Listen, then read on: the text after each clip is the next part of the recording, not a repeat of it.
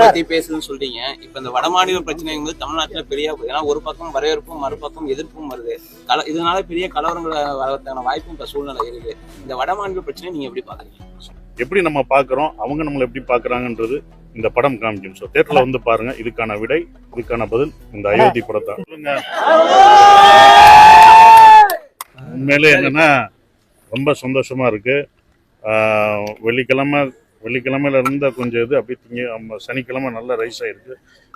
ஞாயிற்றுக்கிழமை ஃபுல்லாச்சு எல்லா தேட்டரும். ஸோ தஞ்சாவூர்ல நான் வந்து பார்க்கணும்னு இருந்திருக்கு. நான் வந்து பார்த்ததுல ரொம்ப மகிழ்ச்சி. அதுவும் இந்த மக்களோட சேர்ந்து பார்த்து, அதுவும் கிளைமேக்ஸ்லாம் கை தட்டினது, மக்களோட பார்க்கும்போது, ரசிகர்களோட பார்க்கும்போது அவ்வளோ இதாக இருந்தது. ஸோ இந்த படம் வந்து ஒரு நல்ல கருத்தை சொல்லுது. ஸோ அது வந்து படம் பார்க்கும்போது தெரியும். நான் அதை சொல்ல முடியாது வெளியில். அந்த கிளைமேக்ஸ் தான் ரொம்ப முக்கியமான ஒரு விஷயம். ஸோ மனிதம் ரொம்ப முக்கியம்.